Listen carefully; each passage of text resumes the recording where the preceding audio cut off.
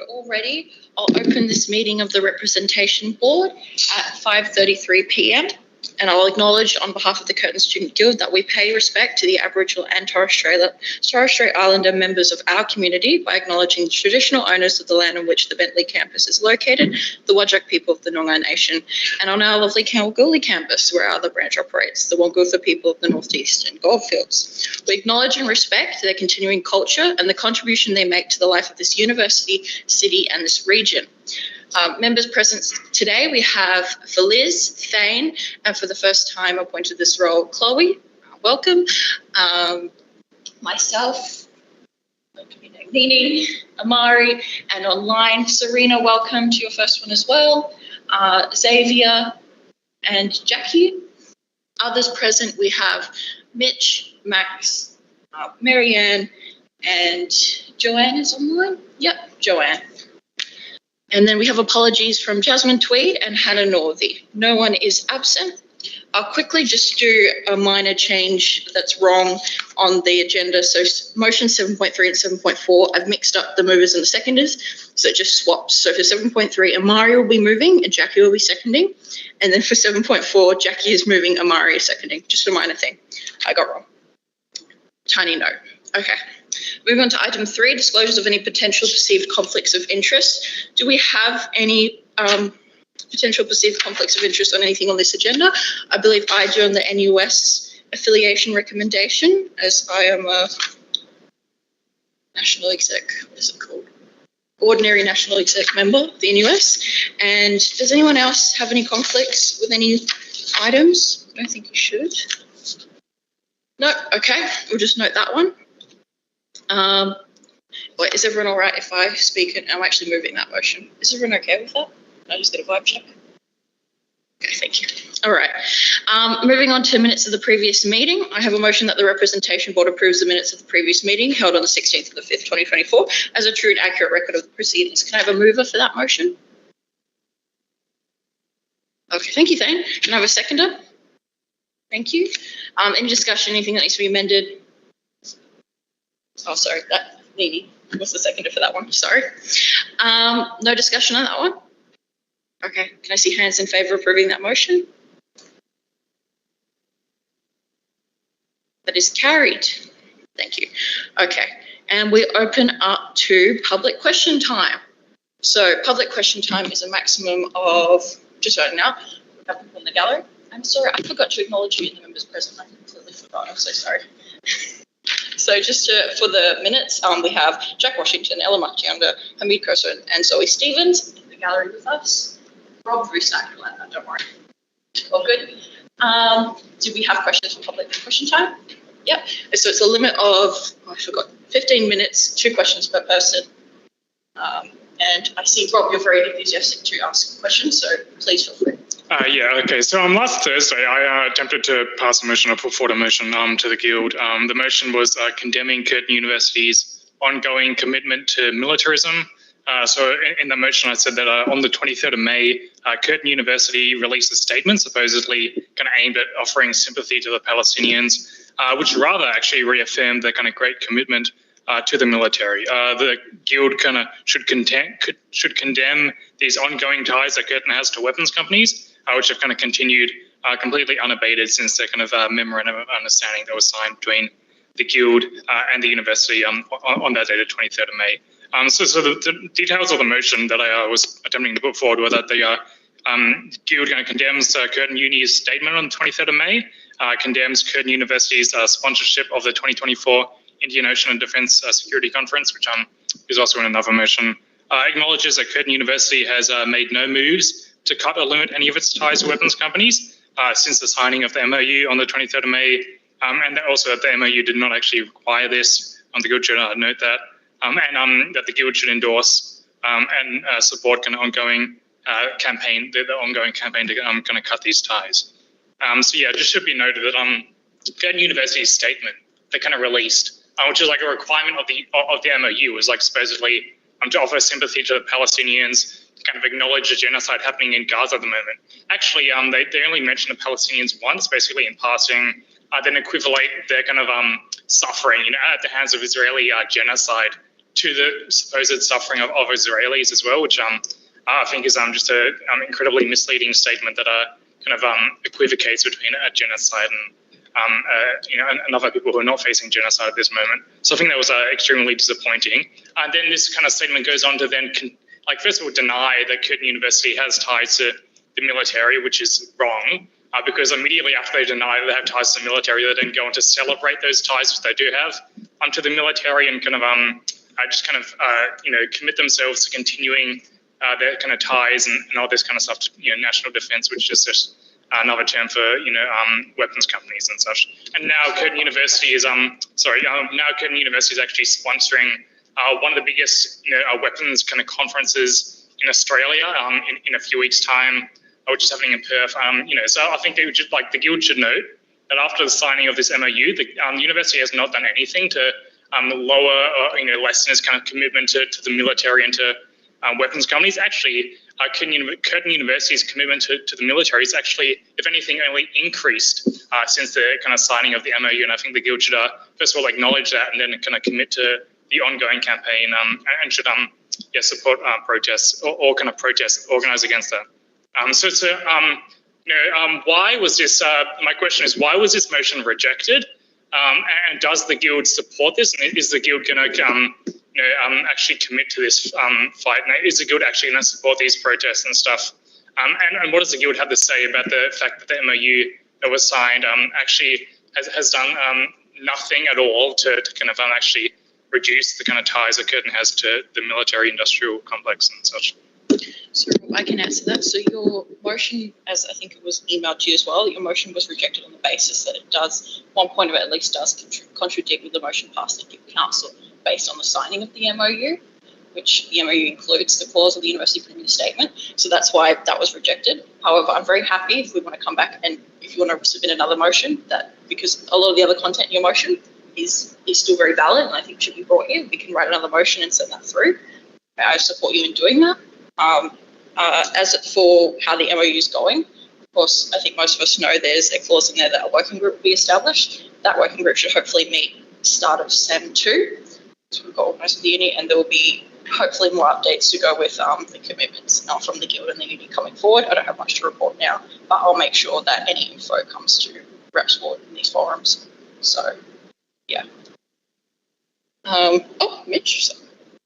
I just want to add that when you submit a motion, if you do it before the day of the document deadline, then I'll have myself and Veronica have time to work with you to get a motion that will be accepted. But when it's done on the day of the document deadline, we don't have that time because the agenda has to start being made straight away. Yeah, thank you, Mitch. Do we have any other questions? Yes, sorry. Yes, just for online people. So. Okay, so the Curtin encampment was like a major part of the Palestine movement, which you guys were part of for a bit and actually like actively helped in setting up a lot of it. But then the signing of the MOU that was quite controversial and actually went behind the back of the encampment members and was condemned by the encampment. On your Instagram, you guys say that this was on the 23rd of May. You posted that the fight does not end with the closure of the encampment, which had not been ended at that point, but it was due to your signing of the MOU. We will not rest until divestment is achieved. However, it's been over a month. On your Instagram, you guys have not posted anything to do with any of the protests that have been happening in the past month for Palestine. You guys have not advocated for any of that. So, like, what are you actually materially doing here to further Curtin cutting ties with Israel, other than the working group? What are you doing materially on the ground as the Guild? Because it's been a month since that's been posted and you guys have not done anything. Thank you, Zoe. So as for social medias, I can't actually say this for sure I can take on notice, but I'm pretty sure we have shared some of the protests going on the stories, but I can check that for you. Don't take that solid. I understand there hasn't been a lot on our social medias about this. It's also a down period in engagement as well, and so it's not really the most normal time we put campaign material out generally. But I do understand that, and I do think that there should be more, and maybe we can have a bit of more discussion. We are having discussions in the Guild about and doing plans and starting things for the campaign, but yes, there hasn't been much publicly. We can rectify that if we have some suggestions and maybe some more movement. I'm happy to take like more discussion on this and more input on it, absolutely. Like totally put Yeah, stuff out I in just- ways that are strategic. Yeah, I feel like that's a bit of a cop-out, to be honest, to say that it's stuff that's been posted on the Instagram story. Like, you guys are the guild. You I guys, understand. Sorry. can I I finish know talking? there can be more. Absolutely. Like, I take that. Can We'll I take finish that feedback. saying what I was going to say, No, please? okay, go Yes. ahead, finish. Thanks. Yeah, you guys have the guild. You have a massive following. You're able to reach so many Curtin students specifically and able to actually mobilize them. You guys have the resources to do that. And sure, it's a downswing in engagement or whatever, but it's about the fact that you are putting it out there. That's the thing. Like, that's what you should be doing as the guild who's representing students here at Curtin. Like, that's what you should be doing. It's not about like, oh, when do we get the most engagement? Da, da, da. It's about doing the right thing and doing that. And like, that just hasn't happened. But that's also a minute thing that you should be doing as the guild. Like, what are the actual plans that you guys have been discussing? I think that would be good to actually like open it up and say what you guys have been discussing so that like that's accessible for the student body. Okay. Well, can I take that on notice and give you a bit more of a report rundown? Is that all right? A bit more of a full report rundown, especially because a lot of stuff is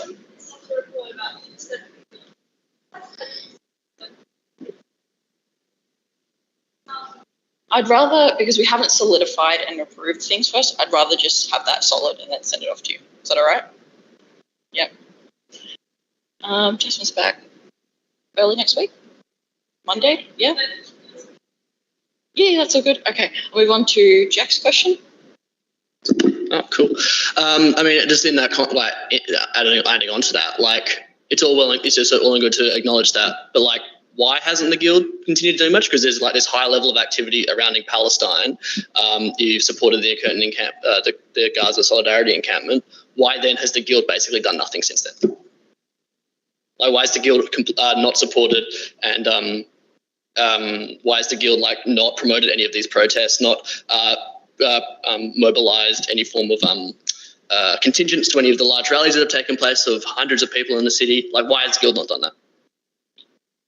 Okay. Again, I have to get back to you on the posting of the rallies because I thought we were. And as for contingent mobilising, look, you could probably honestly do some better social media around that. I will let you know when we put out, even during the encampment, posts and Palestine posts, they did abysmally. They absolutely did abysmally with engagement. We do need to work on better strategies of posting that kind of stuff because it is taking views away from the guild.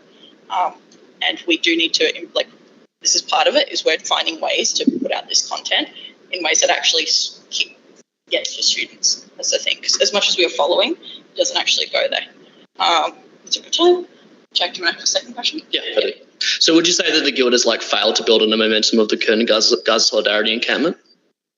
No. So what has the guild actually done though? Well, if the guild hasn't actually done anything, then you haven't really succeeded in building on the momentum built by the campaign. We have an MOU that is going to be worked towards. We have commitments from the Curtin Student Guild and the university that are going to be worked on. Like, there is going to be momentum there. There was an outcome of the encounter that the guild secured, and that's going to be worked on. Yeah, so it's going to be a working group at the start of second semester, and then that's equivalent to creating momentum out of a massive commitment in the encampment. That's it. That's the basic of it. Okay. Yes, Ella, you may.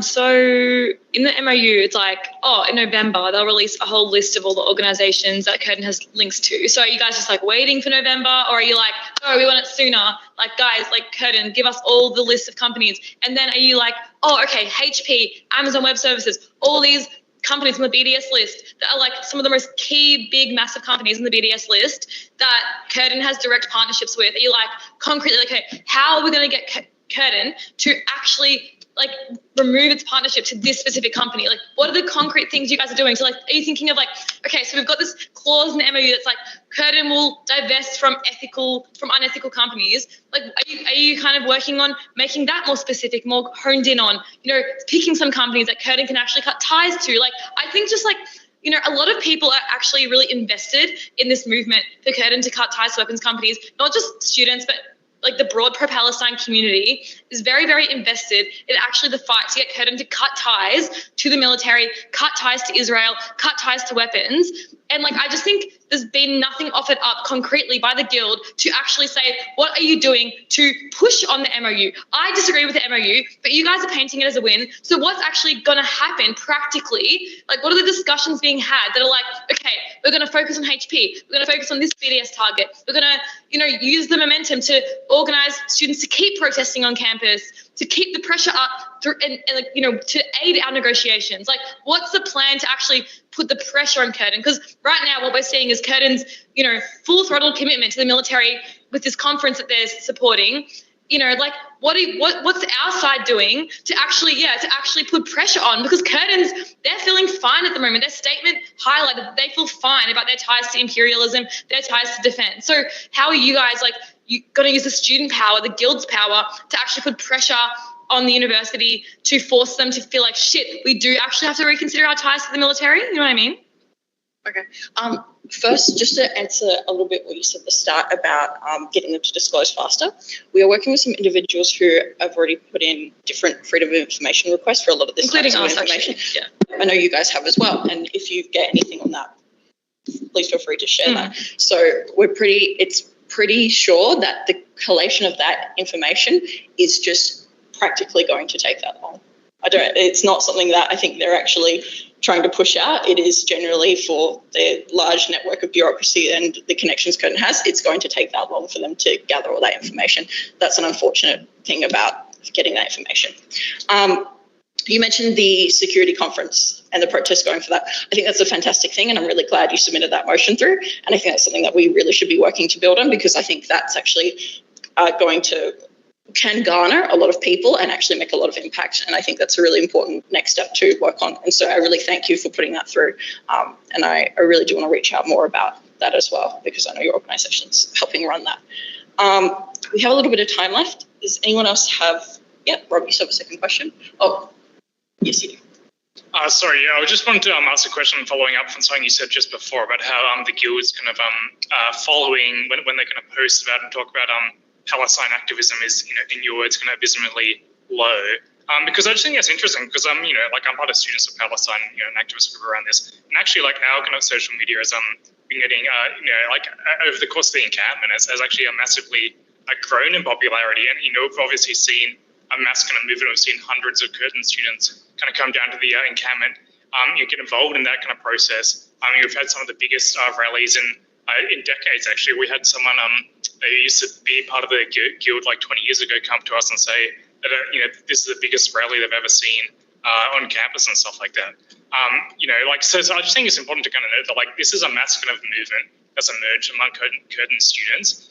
Students of Palestine, we've had immense success getting large numbers of students involved. We now have a campaign group, with over 50, 60 individuals kind of involved in that. It's not entirely Curtin students, but a good kind of portion of it is. At least half of those people are Curtin students who have kind of come into this campaign for the first time in the last kind of few weeks. So I'm just kind of wondering, why do you think that the Guild has had so little success in kind of reaching out in this? And what do you think the Guild could be doing differently? What do you think the Guild could have done differently to get better kind of results from that? Why do you think that's such? To quickly answer, really great to see that your account is garnering followers, especially from Curtin Student Guild.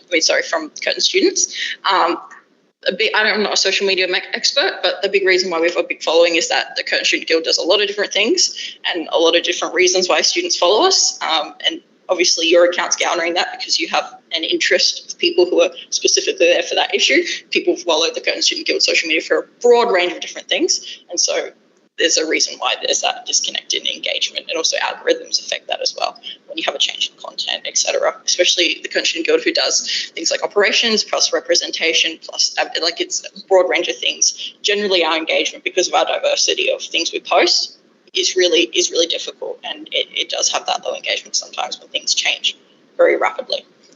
That's just to wrap that up. Anyway, question time is over, so I will move on.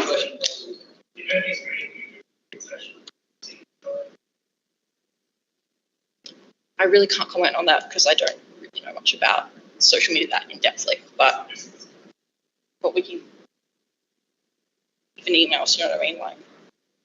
But I understand, and we can have some, if you're willing to give some, like honestly, our emails, our offices are always open for like broader strategy and about these things. So please come to us with that if you do have suggestions, because it is a challenge that we face all the time.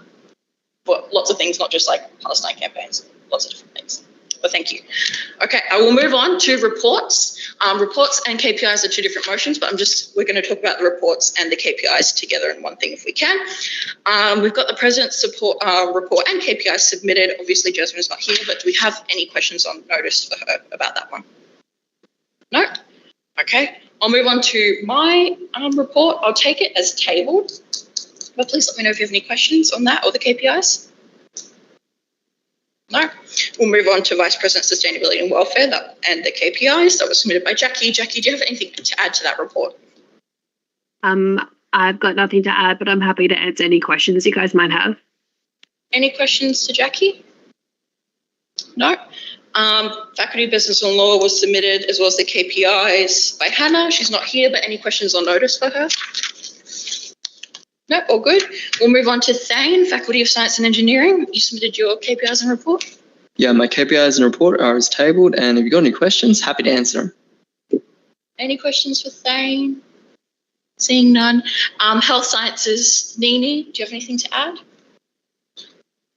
Nothing to add as tabled, but any questions, feel free. Any questions for Nini? Seeing none. Humanities Representative, Amari, anything to add? No, nothing to add. I know it's quite long, sorry. Any questions, happy to answer. Otherwise, I'll take this table. Any questions for Amari? Seeing none. Student Assist report was submitted. Joanne, did you want to speak to that at all? No, I don't have anything to add. All good. Does anyone have any questions on that report? We're all good. Postgraduate Student Committee President Arifin. Oh, okay. Something must have happened. Arifin, I will note, is absent then. Oh, that's a shame. Okay. Well, were there any questions on notice for Arifin? Seeing none. International Student Committee President was not submitted, as Serena is just so absolutely fresh in the role. I thought it was ridiculous to ask her to do one. Queer Officer Xavier, that was submitted with the KPIs. Do you have anything to add? Nothing to add. Happy to take as tabled. Any questions, always welcome. Thank you, Xavier. Any questions for Xavier? Seeing none. Women's Officer Chloe, thank you for submitting one. Anything to add at all? No, nothing to add. I'll take this table, but if you guys have any questions, please do so. I know it's a really short one, but the next one will be bigger, I promise. Thank you, Chloe. Any questions for Chloe? Seeing none. Accessibility Officer for Liz, anything to add? No, but I'm happy to answer any questions. Any questions for Liz? Seeing none. And the Higher Education Developments Report, do we have any discussion or questions on this report at all? We're all good with that one? Amazing. Okay. I have a motion that the Representation Board notes the reports. Can I have a mover for this one? Chloe, a seconder? No, nothing on that. Could I see hands in favour for that motion? That's Gary. And then I have another motion that the Representation Board approves the submitted KPIs. KPI reviews, I guess. We should probably. Yeah, so I'll just send in that to say that the Representation Board approves. It does? Okay, that seems weird. All right, that's fine. Do I have a mover for that one? For Liz and a seconder? Chloe, and can I see hands in favour? That's carried and we've noted it.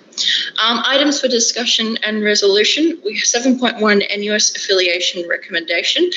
This one is moved by myself. We kind of have to do this one. So do people mind if I just stay chair for this one? Facilitated discussion. Okay, we have a motion that the Representation Board recommend to the Guild Council for 2024 an affiliation amount for the National Union of Students Incorporated. This is moved by myself. Does anyone want a second? So I'll just clarify, this motion is just a motion to create a recommendation. We have to discuss a figure. There's a recommendation in that report of what that figure is. But Jackie, you have I'm going to wait a second. Yeah. Okay, all good. So I'll speak as a mover. So just to contextualise, every year as a member organisation of the National Union of Students, we pay a membership fee. We also set KPIs for the NUS, which were recommended by this board earlier this year and approved by the Guild Council. The KPIs are largely things that the NUS are generally required to do.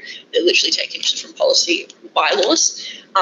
The filled out KPI matrix, which is in the agenda, and the recommended amount based on it was done mostly by Jasmine. It's a shame she's not here.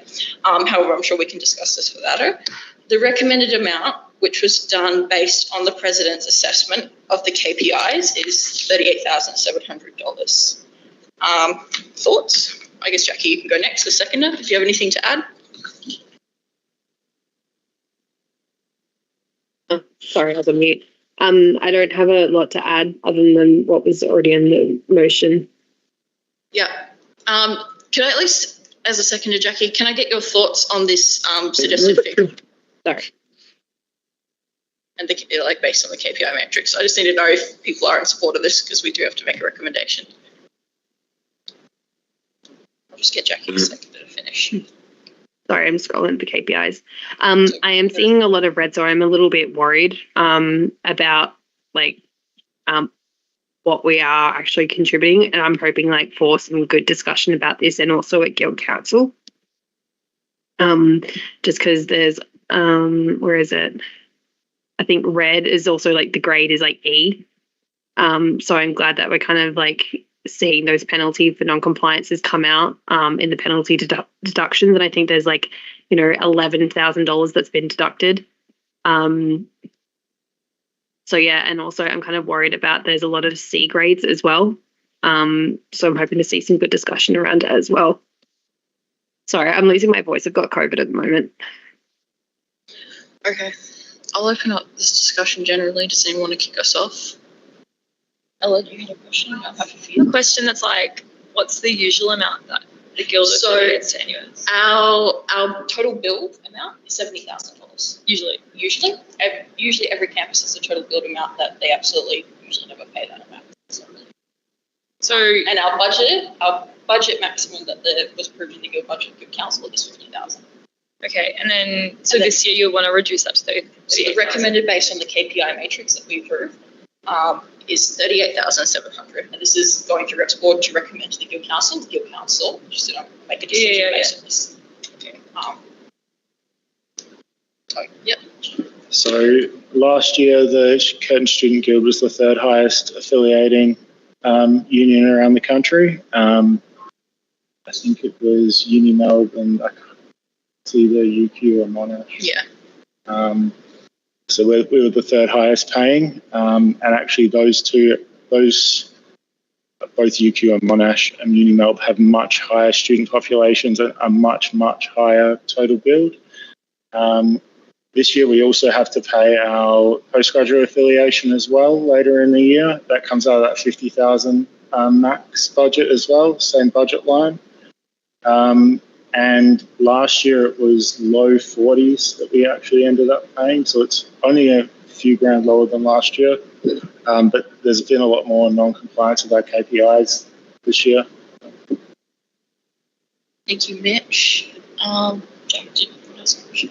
Yeah, question. I mean, what, just because, what in particular, what were the KPIs that the National Union of Students failed on that you thought was a good requisite to cut funding or cut the fee or whatever? I think it's worth putting it out there, because otherwise it's just kind of KPIs, not as good this year, we're cutting funding. Sure. So there's 19 KPIs. I can go through this a little bit. There's 3 matrix categories. We do fully fulfilled, partially fulfilled, not fulfilled. And the ones that are red as in not fulfilled, we've got all national executive agendas that will be sent to campus presidents in accordance to B61. That's their bylaws. All national executive reports and minutes are sent to campus presidents in accordance with B64. All national executive minutes and office bearer reports are made available on the NUS website. That the NUS office bearers provide ongoing updates on their actions and campaigns in a reasonable and consistent manner to the equivalent member organisation office bearer. That the NUS website be kept up to date with the most recent policy documents, minutes, and NUS office bearer details. Those ones are in the red zone. And then we have 8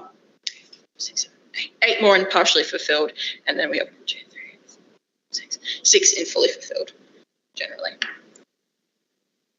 Does we have any more discussion or vibe checks from the members here? I need to know, like, are you okay with recommending this figure? Mari had their hand up before. Mari? Sorry, Mari. No, you're good. I know last year as like an equity rep, there was a bit more because there was actually like an equivalent for me in the NUS. So I was a bit more on the ball of what was happening. I don't know if it's just because I sort of switched into a role that is a little bit more campus orientated, but what actually have like the NUS done that's kind of either impacted us, or what have we been involved in with them? Because like, I mean, on the one hand, a lot of these KPIs that they're not hitting or that they're struggling with is in that kind of transparency, which is quite concerning. But also, you know, if, like you're saying, last year we were one of the third highest paying members, without sounding bad, what are we getting out of this? Okay, so, I mean, we can talk about, for example, I can ask the equity reps now, your equity officer counterparts in the NUS, what kind of involvement you've had with them, what they've done, what they've reached out, you probably know most. Chloe, do you have anything to add about the NUS Women's Officer? Sorry, not much. It's the beginning of this role. Oh, that's true, you just knew it. Yeah, Yeah. I'm new. Okay, so, Yeah. I'm happy to say something on Chloe's behalf just because I have been the acting women's officer. I don't want to interject, but just because you asked the question. No, I was just about to ask you, Jackie. Actually, go. Oh, okay, cool. Sorry. So I've actually found the NUS Women's Officer hasn't really been making any submissions for the new Gender-Based Violence Prevention Code of Conduct, which is one of the issues that we've been having. So there's that, and then I think someone else also mentioned that there's governance is like at an all-time low. We've seen a lot of rule breaking at the moment and not really a lot of accountability. So there's an example of there was no minutes from NatCon on the website. They haven't been sent to... Probably nothing on the website's been updated, nothing at all. Okay, cool.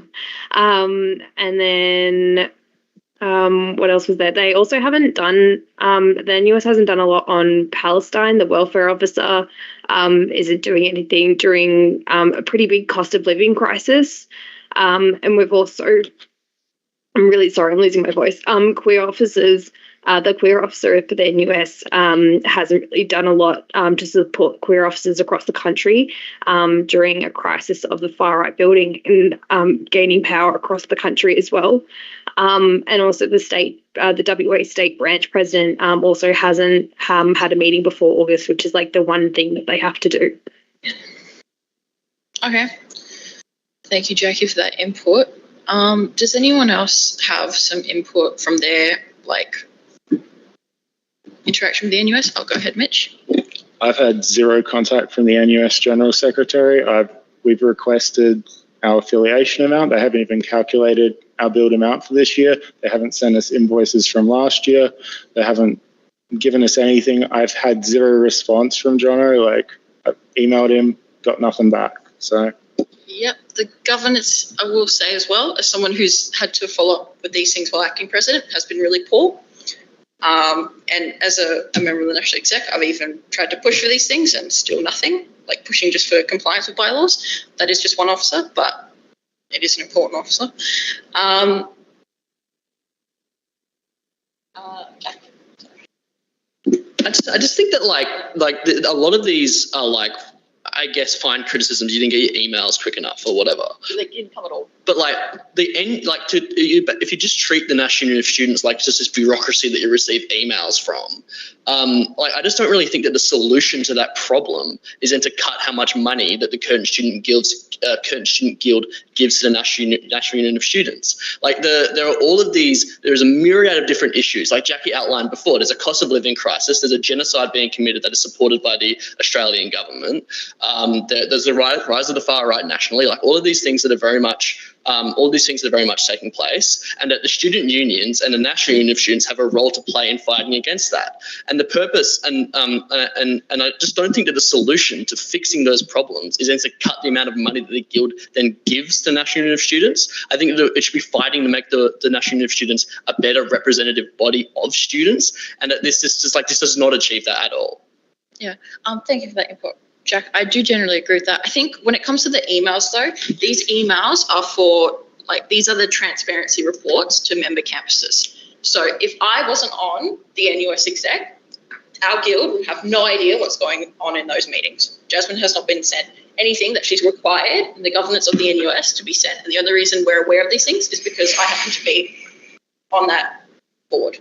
And so it just like clarifying, like, it's more than just emails, I think we have to consider, but also the second half about what the NUS is. I do sort of agree with that again. So you've had your hand up. Yeah. So if you're on the NUS board and stuff, what can you do to actually fix this rather than, or like push like NUS to actually be doing the things that you want more rather than like cutting funding?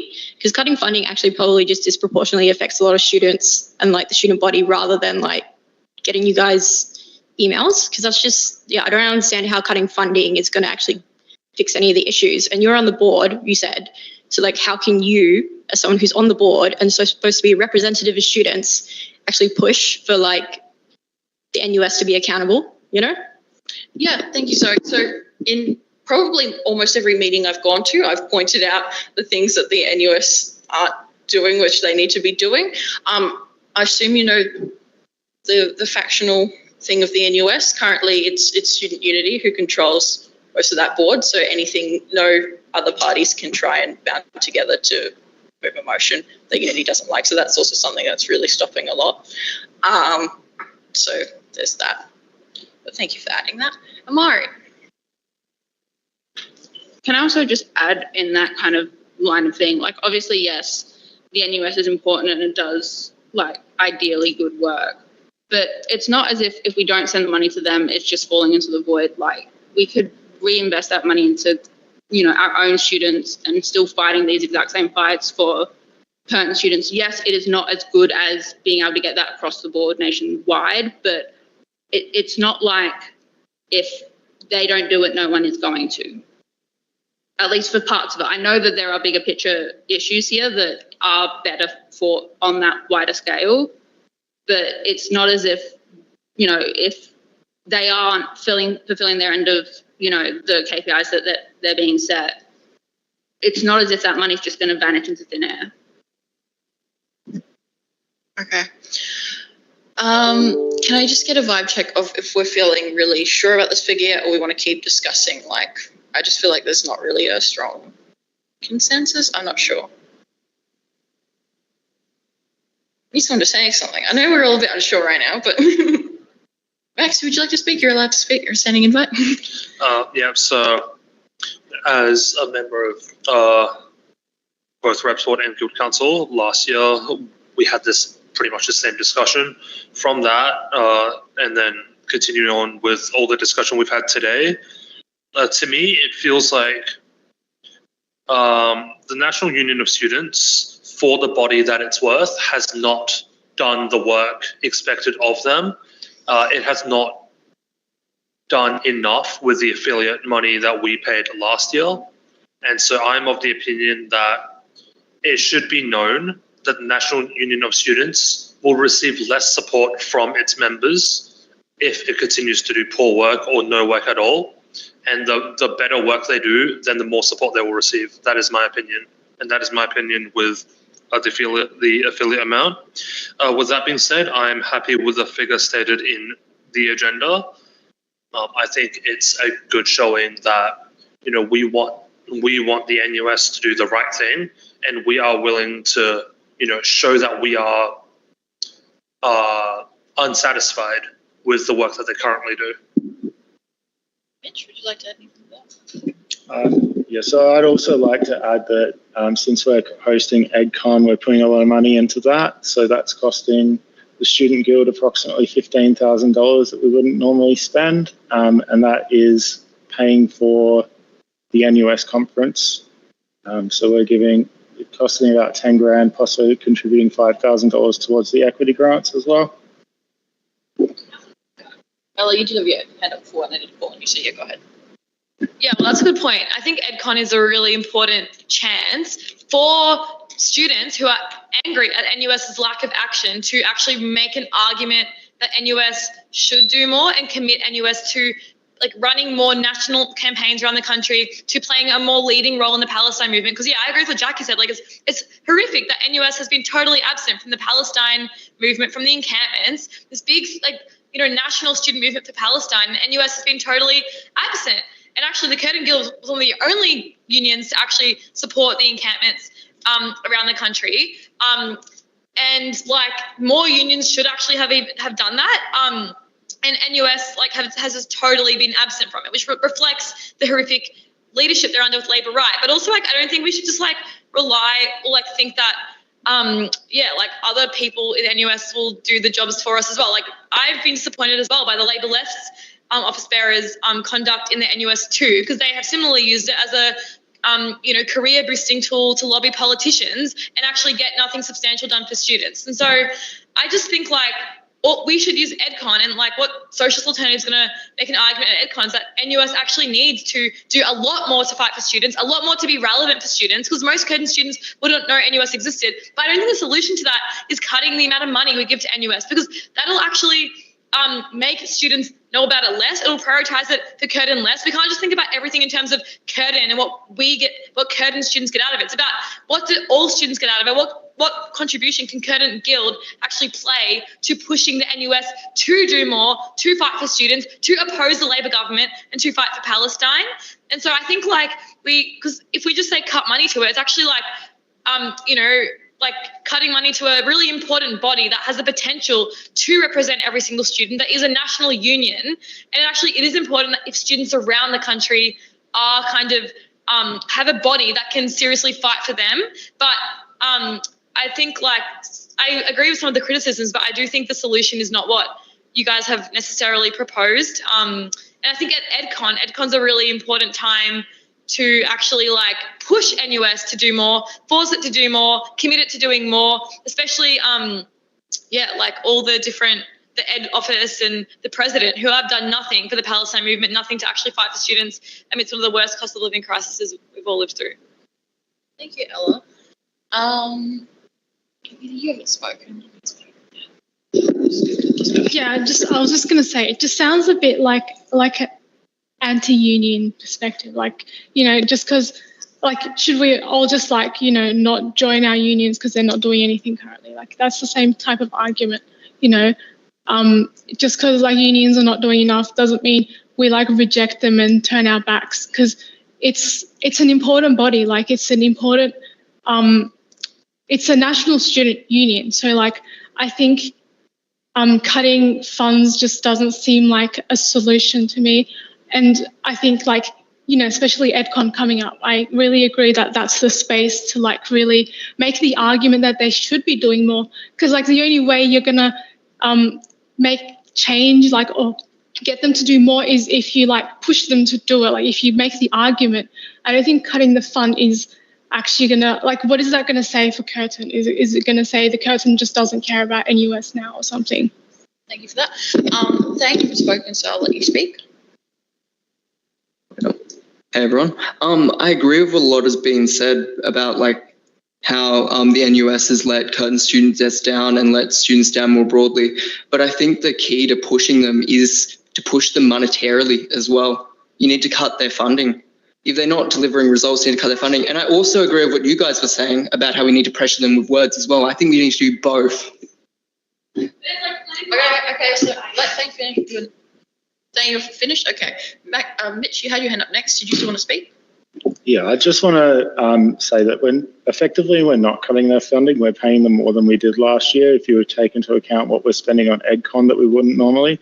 So last year it was around 42,000, and if you do the 38 plus 15, that's 53. So it's actually 10 grand more than last year. We're not cutting. We're spending. Yeah. We're actually Yeah, but whereas we're actually spending more this year. So Yeah, that is a very good point, Mitch. And I was going to bring that up, but thank you. That is something to note. Max, you had your hand up.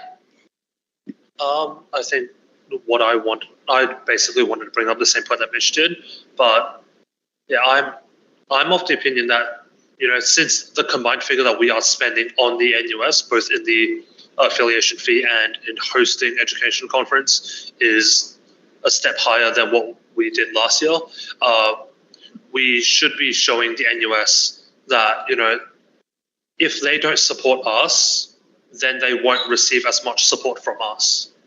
Because at the end of the day, a union is meant to represent its members. And if the union does not represent the members, then why is the member joining this union and not, say, a different one, right?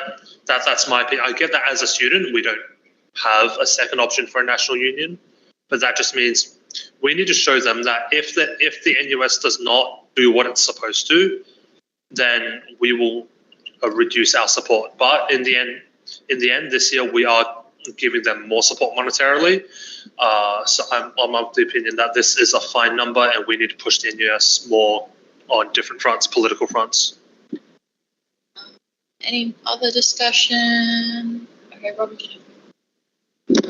First of all, I just think it's important to point out that some of the arguments made here just simply don't make logical sense. First of all, Curtin, the guild is actually putting less money, because the 15,000 put towards EdCon isn't the same thing as putting money towards NUS's organizational capabilities towards a conference or towards the other stuff it does. So it's actually that's just not the same thing. You can't kind of conflate these two sort of things. And second of all, I just don't think it makes some sense to say that giving an organization less money make them do more. That just doesn't work out. Actually giving someone less money makes them have less things to work with, obviously, which is not encouraging them to do more.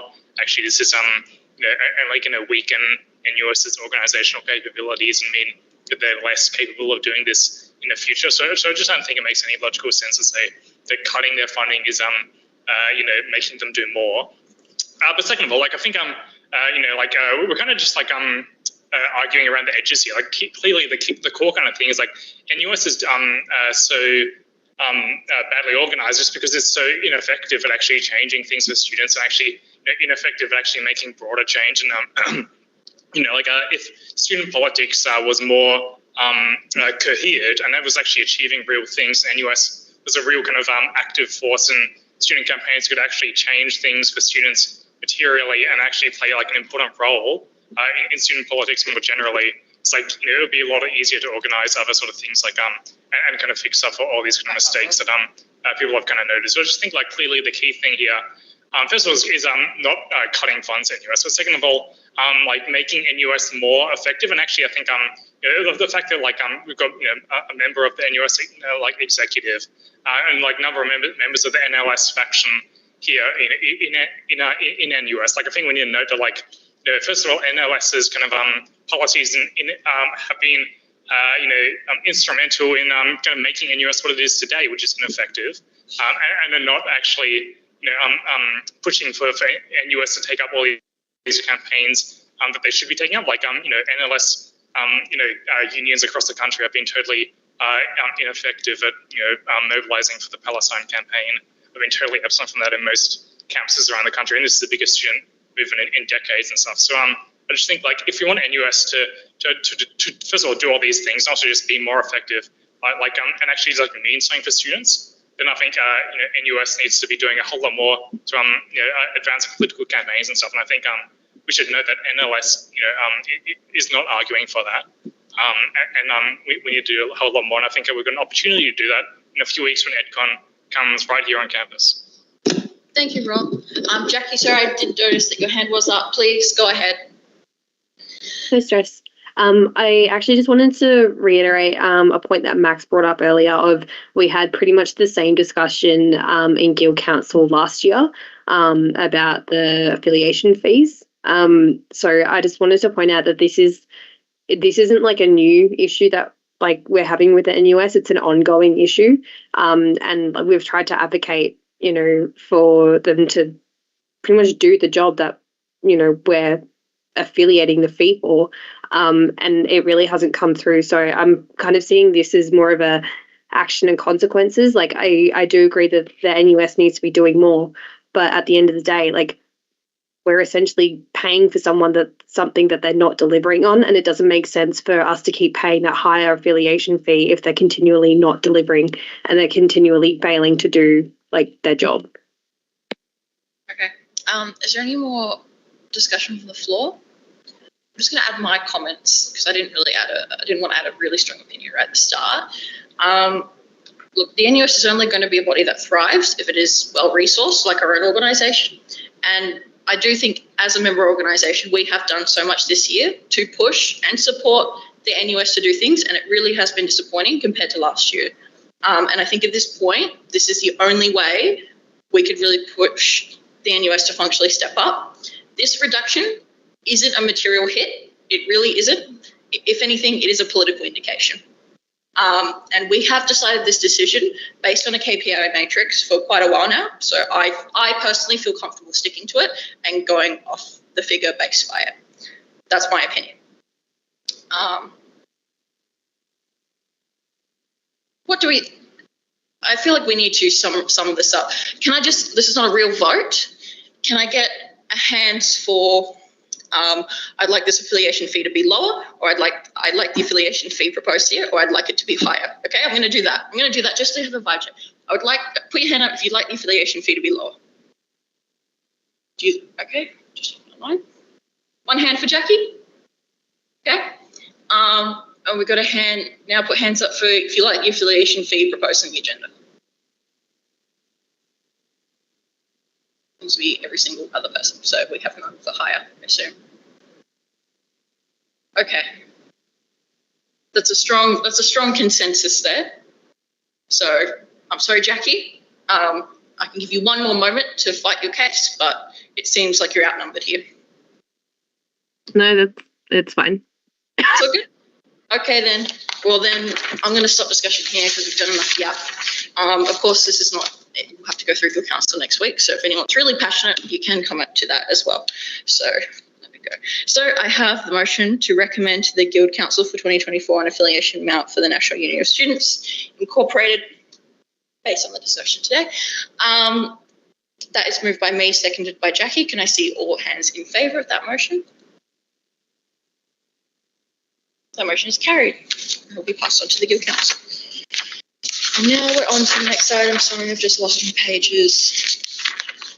Okay, so the next motion is that the Representation Board support the Australian Council of Trade Unions and affiliated unions in the campaign to abolish junior wages. Now, this one's actually moved by myself. Look, this motion is very much in line with what we do. Do we mind if I stay chair during this motion?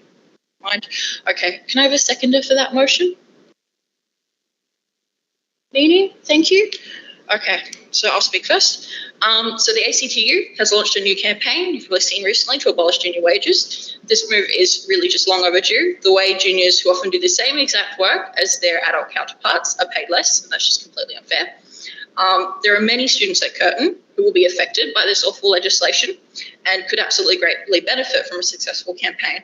So it's absolutely within our interests to put support behind this campaign and use this campaign that is very relevant to many students to actually connect them to the trade union movement.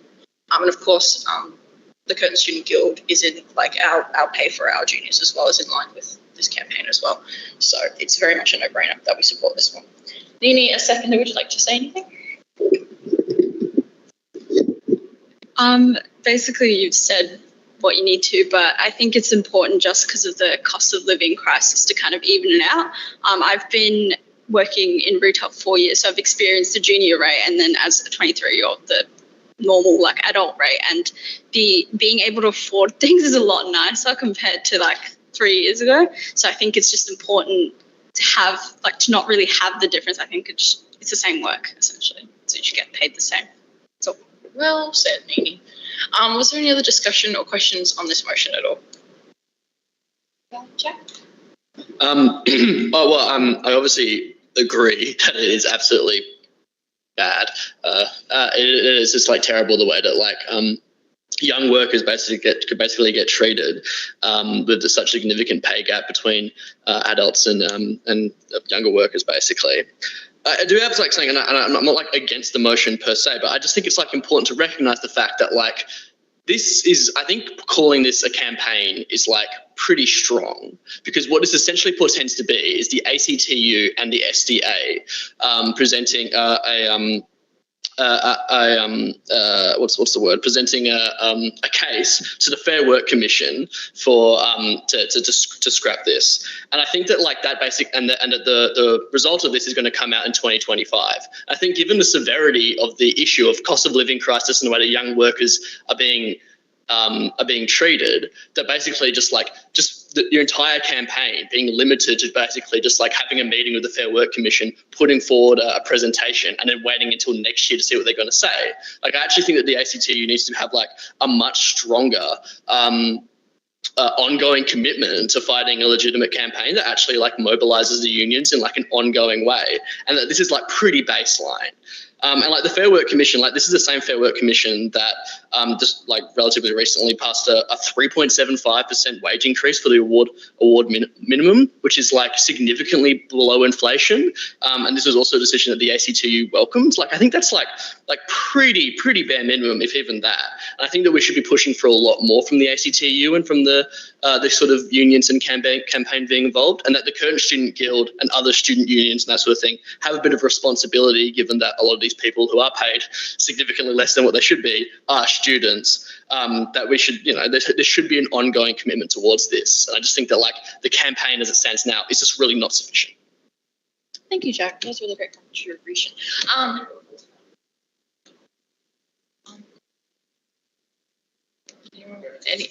Any further comments at all on that, Max? Yes, as someone who's worked in various different industries under various different awards for almost 6 years now, the difference in pay, even now I'm not on the full adult rate, but the difference in pay from then to now has been astonishing. But I do agree that this is not the strongest way that this change could be fought for. I do agree that there are stronger things to do. And I believe that is up to the ACTU. Now, of course, we can say, ACTU, you should do better. And I think we should be saying that. But I'm of the opinion that we push this through to show our support. And then as a separate motion, we say,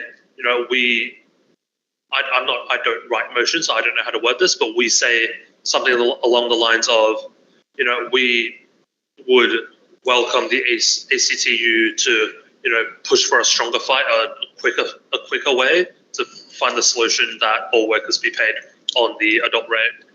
Thank you, Max. Look, I don't know if we have to amend the motion, but I'm very happy to take it as an action to actually try and reach out to someone in the ACTU and have a bit more about a discussion on this and put forward that we support this, but also we want to see more and see if we can start a dialogue and see if they can actually suggest things for our campaign and see if they're willing to do a little bit more as well and maybe do some stuff there. Yeah, would that be all right? Yeah. Okay, I'll make that an action for myself. Any other discussion on this one? Sorry. Okay, I'll move it to a vote then. Sorry. Yeah, I did. And that's also in the motion. Yeah. So can I see all hands in favour of this motion, please? That is carried. Thank you.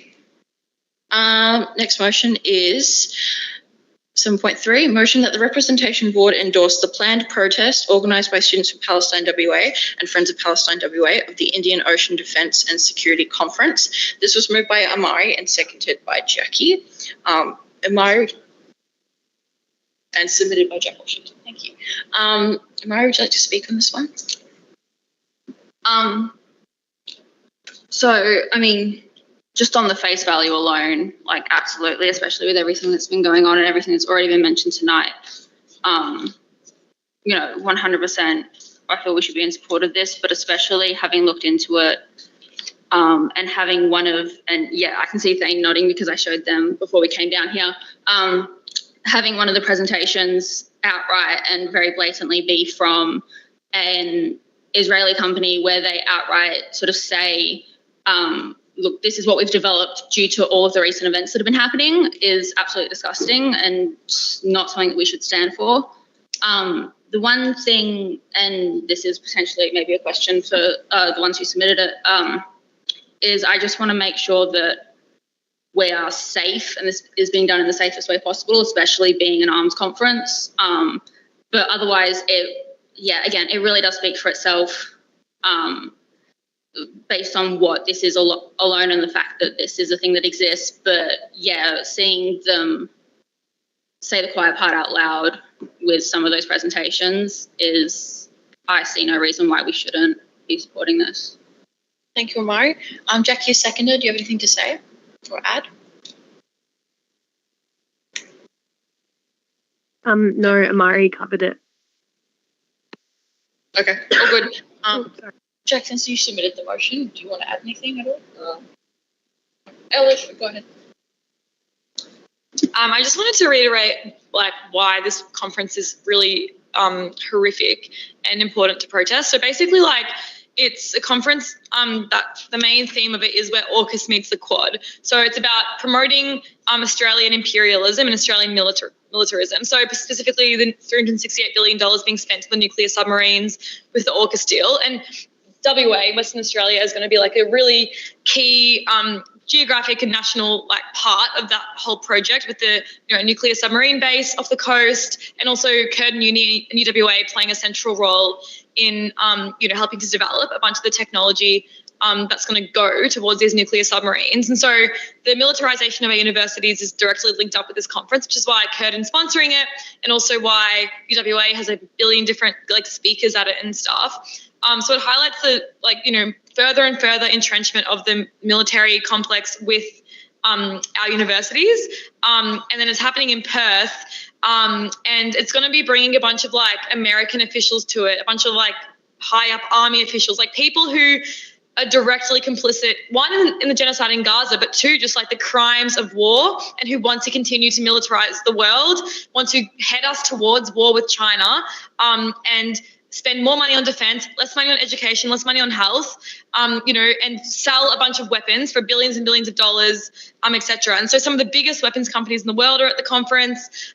There's going to be people who are involved in the invasion of Iraq in the early 2000s. There's going to be Labor politicians like Richard Miles, the defense minister, who's obviously, one of the key people pushing the kind of horrific amount of spending we're seeing into the military in this country.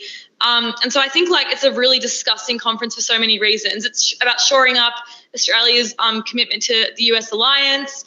And I think that's kind of why we need to stand against it. People who are opposed to war, opposed to genocide, must be protesting against this conference, and especially as students, considering the key role universities are playing in, essentially helping to militarize this country. We have a responsibility to be at the forefront of the anti-war kind of movement in this country that we need to continue to grow over the next few decades, actually, because of the heightened imperialist tensions and the way that the ruling class of Australia want to drag us into war. So I think, it's really important that everyone here comes to the protest at the conference starting on Wednesday, the 24th of July, and going for a few days after that.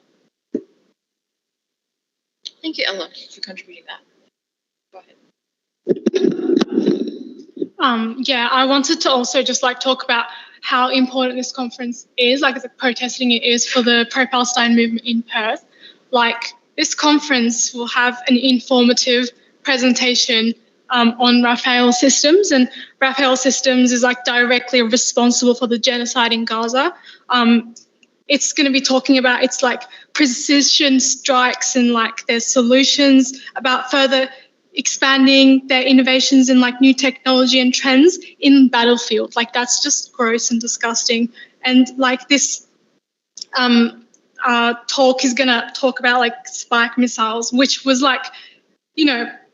produced by Rafael, but used as target civilians and murder aid workers in Gaza, and it's directly profiting off the slaughter that's happening in Gaza. And I think as like, you know, all this is happening in Perth, and Curtin University is like, you know, funding this thing, is one of the sponsors, and that's just disgusting. And I think it puts a lot of pressure on all of us, like including the guild, to like, you know,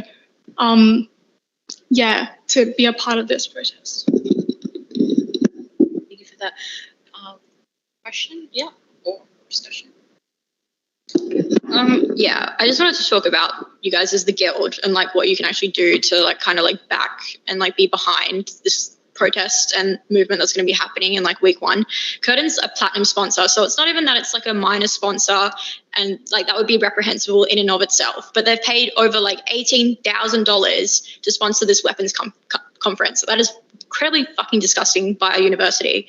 And as a guild, you guys have been part of the movement here on campus with the like encampment, being part of that. So you have a history of like aiding with the movement. And you said that you continue the fight for Curtin to cut ties with like military and weapons companies. And so this is like a perfect opportunity for you guys to actually do that. And so like, I think you guys have the resources to actually be able to utilize and like kind of like mass mobilize Curtin students, because I think it's really like important that as Curtin students, we have a responsibility to protest this, because it should not be happening while we're here. Like our funding and our like money that goes to Curtin should not be then being used to fucking sponsor a weapons conference. And so like in the first week of semester, in O week, you guys have like the ability to like use your resources to like put up posters, make social media posts in the lead up to this conference, and like even like repost our social media, like Students for Palestine's social media posts if you're worried about, you know, the engagement. Or you can send out mass emails to the student cohort. You can also do a press release, because I know you guys have connection to media and stuff like that, about a press release about Curtin's ties to these weapons companies and the conference itself. Like there's a number of things that you guys can do to actually help and aid this protest. And that's a commitment to an ongoing fight for Palestine, which you guys have said that you're committed to doing. So I think it's a really good opportunity that you guys should actually jump on and like use your resources that you have as the guild. Thank you so much. Sorry for that contribution. Is there any more discussions or questions on this motion? No? Can I just re-ask that question of what the plan is to make sure that this protest is actually safe for people to attend to? Because being, so many military and those types of industries, like what are we doing to make sure that it's actually safe for people to go to? Are you okay to answer that? Thank you. Well, as the motion said, this protest is being organised by Students of Palestine, Friends of Palestine, Stop AUKUS, WA, Nuclear Free WA, like other groups. So it's just there's a lot of groups participating for one, and basically we've all agreed that it's going to be a peaceful protest at the front of the convention centre. There's no plan to like try to go inside as of yet, or like, you know, like whatever. And yeah, like we want it to be peaceful. There'll be like a marshalling team, etc. There'll be space for people to go if they don't want to like be closer to the like conference entrance and stuff. So yeah, it's in like 5 weeks, but like whatever. But we are working on discussions in the Friends of Palestine meetings to talk about, how the protest can be as like welcoming for as many people as possible. Because I think like one thing about it is we actually do really want it to make it like a mass protest with a lot of people. So that's why we want to really try to reach out to as many networks as we can to get them to come throughout the days of the conference, to be there and like skip class to protest against it. So which is why we've started to publicise it earlier, and we will be continuing to do that throughout the other actions we've got before then. So yeah, like we want it to be as welcoming and as open to as many people in the pro-Palestine, anti-war movement as possible. Thanks, Stella, for answering that. And can I ask a quick question as well? Who do you think is the best contact for the guild to liaise with about the updates and the planning of this? Are you all right? Yeah? Okay. Thank you so much. All right, I'll take this. I'll put it then, the motion. So where are we up to? I've lost it. Okay. So the motion that the representation board endorse the planned protest organised by Students for Palestine WA and Friends of Palestine WA of the Indian Ocean Defence and Security Conference, moved by Amari, seconded by Jackie. Can I see hands in favour of that motion? That motion is carried.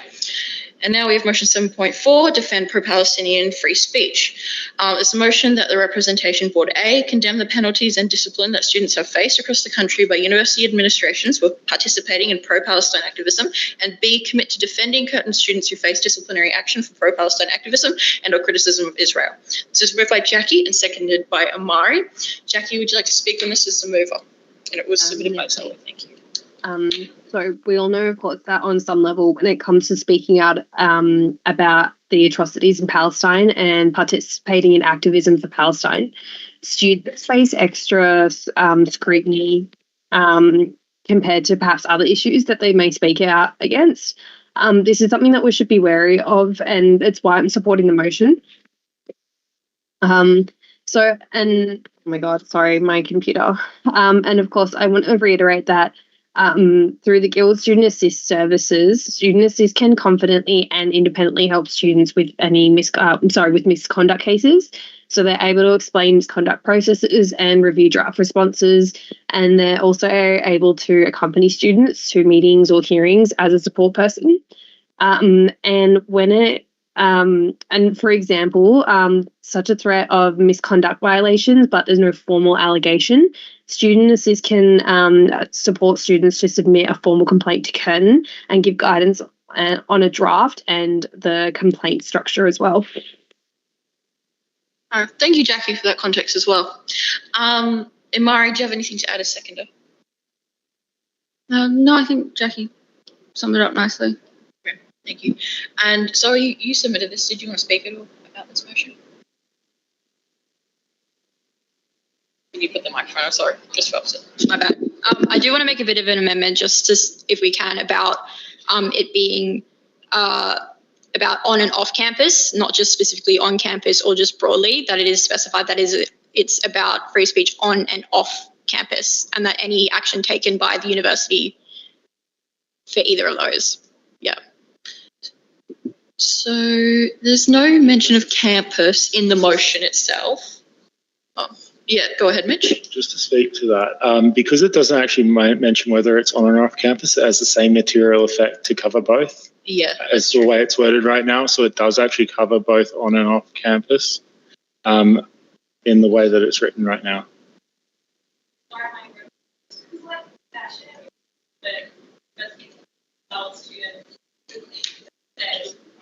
Oh, sorry. The university has expelled and disciplined students for things that they've said and done off campus that are actually unrelated to like them as a student. But then they've faced academic and actual penalties as a student of that university. And so I think it'd be good if the motion could maybe add like a clarification that says we'll defend people for their actions both on and on campus if the university uses those actions against them, kind of thing. That makes sense? Yeah. Can someone message that to me? Yeah, I know. It is. It is Jackie who moved that and Amari who seconded that.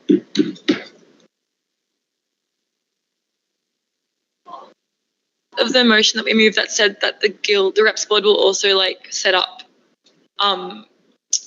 like things in place to actively help students who do face penalties. So like set up, legal like support for students who are specifically targeted for political activism. I think was that in the action points? I believe that's an action point. Oh, okay. Yeah. I'll just do the writing. Yeah, could you send that to Mitch as well of what you were kind of saying as an amendment?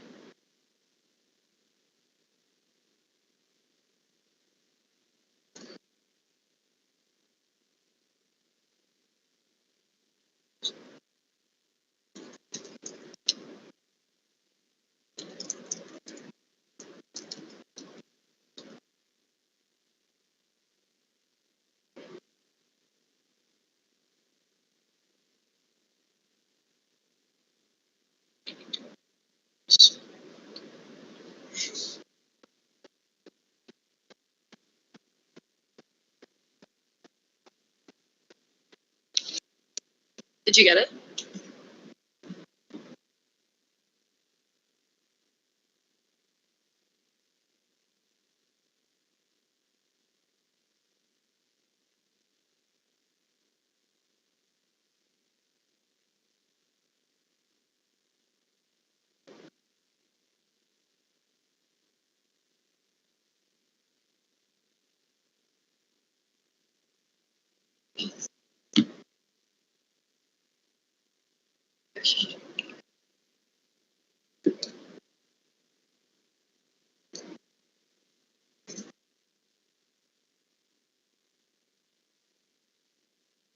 If it's okay with Jackie, I'll email this to all of Reps Board so that it's there for you to read, and then Veronica can read it out as well.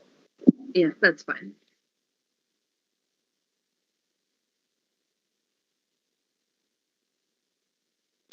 Bear with us, people. If you're online, I'm sorry if it's quite silent.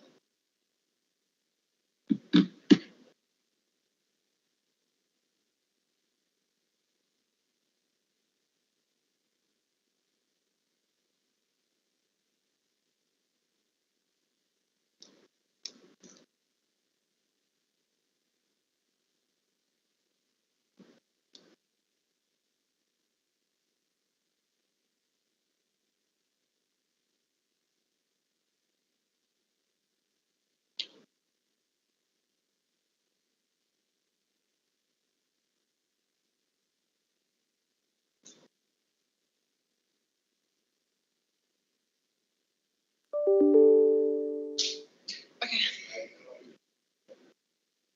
So the new motion reads that the Representation Board A condemn the penalties and discipline that students have faced across the country by university administrations for participating in pro-Palestine activism, and B, commit to defending Curtin students who face disciplinary action for pro-Palestine activism. And has this changed, Mitch? It's not changed, sorry. Sorry, dude. Can I just read off your laptop? It's the same one. Oopsies.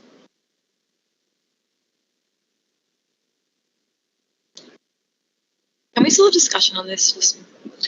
Okay, so, and then B now reads, commit to defending Curtin students who face disciplinary action related to their actions both on and off campus for pro-Palestine activism and or criticism of Israel.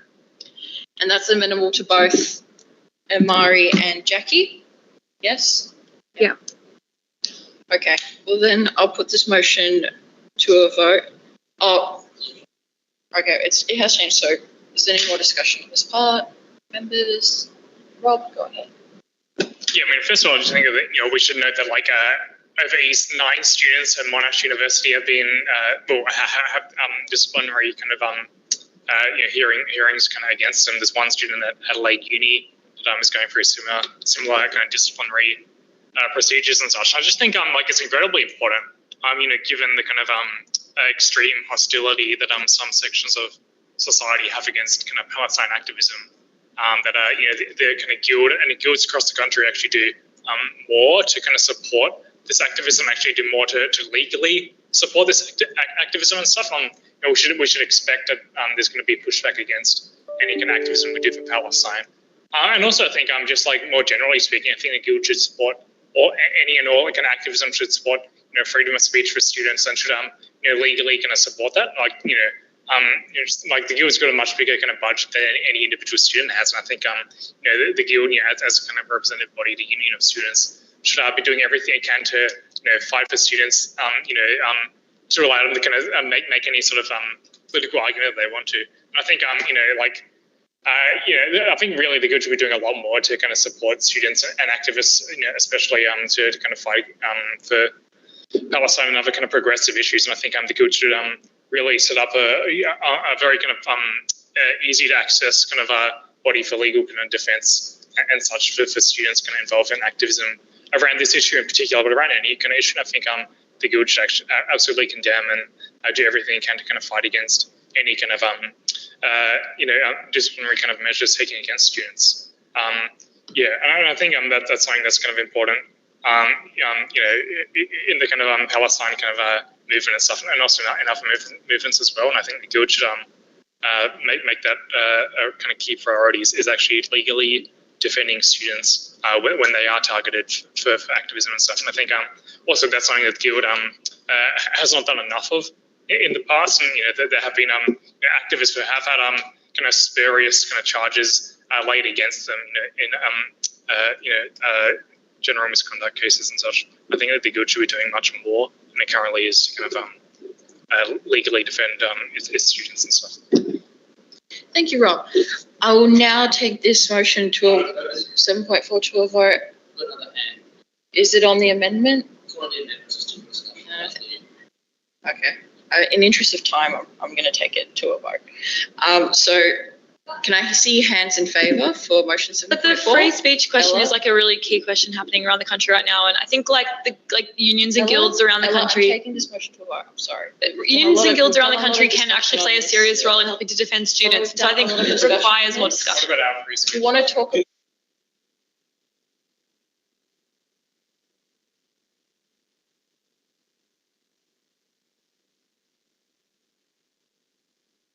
We just lost video and sound, right? Or is that just me? No, we lost it. Okay, cool. Yeah, I'll never seen this now. before.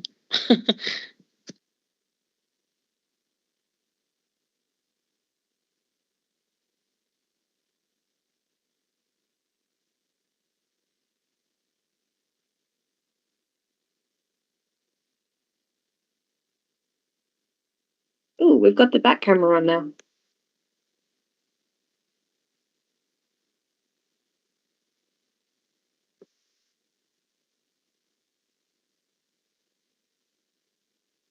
Can't hear you, just can see the back of you.